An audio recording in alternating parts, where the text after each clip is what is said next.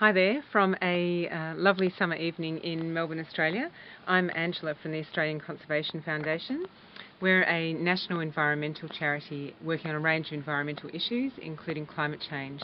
And this is where I've been focused for the last few years, managing the Climate Reality Project, which is a global climate change leadership program. There are two things I want to share with you today. Firstly, just some thoughts on campaigns with a common cause approach as a campaigner. And then the second was just some practical tips about implementing common cause in your organisation.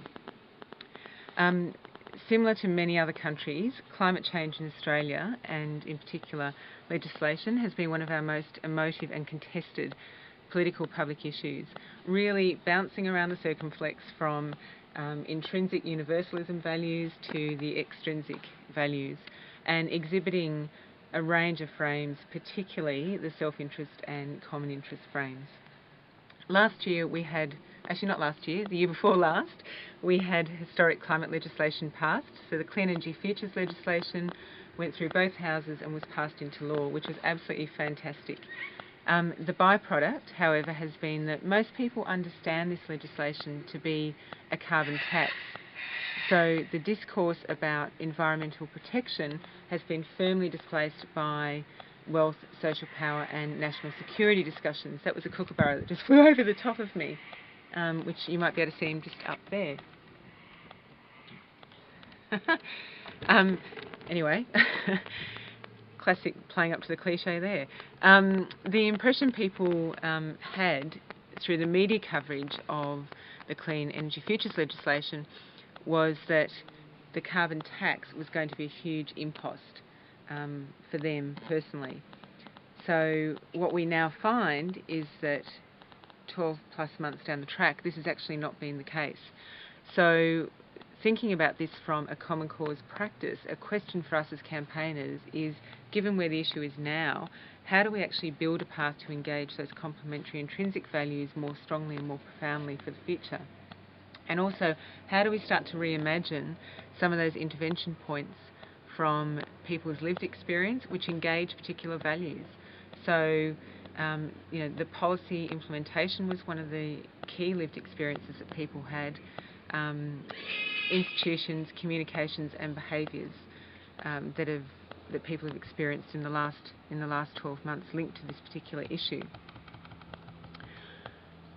An example would be thinking about a cross-sector campaign, for instance, which actually starts to look at the removal of perverse industry subsidies which pollute our environment, and thinking about how they might be reapplied for the benefit of increased investment in, say, public health or education or other areas for social benefit, and thinking more expansively about the different groups that would work together in the collaborative space and what the campaign might actually start to look like.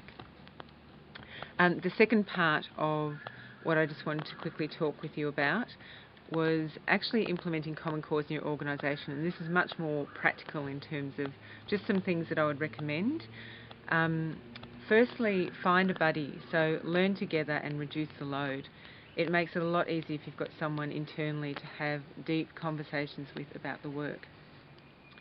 Then find champions across the organisation, ideally from different levels and different disciplines within the organisation, and this will help you start to think about a more integrated approach and how you understand and apply the work from these different disciplines. Also, if you have a board, think about engaging someone from your board so that you can have that long-term strategic perspective as well as the operational application of it. These last two are much more easily done through a workshop, so if there is the opportunity, grab it. However, if there isn't, the other way that you can do it is actually having just internal discussion groups around particular aspects of the work. Also, a very simple suggestion is to pin up key charts around your office. So get the circumflex printed out, get the lived experience printed out and pin them up. And we had one in our boardroom for ages, so every time, we're a meeting heavy organisation, so every time someone went in for a meeting they were in there. And also on some high traffic areas within the organisation, so that when people were dwelling in places they actually had the chance to have a look at it, and it just started a lot more spontaneous conversations about, well, hang on, what does this mean?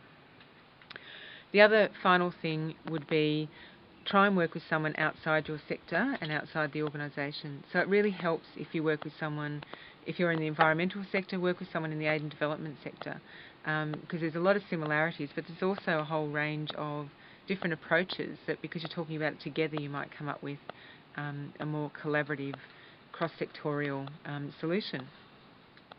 The final bit of advice, I guess, is many of you people in this room would find this work probably very intuitive and exciting. Others find it incredibly difficult. So particularly if it challenges long practiced approaches, people can actually find that quite challenging.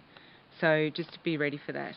And I'll leave it there. Enjoy the rest of your workshop and look forward to seeing you in the Common Cause community. See ya.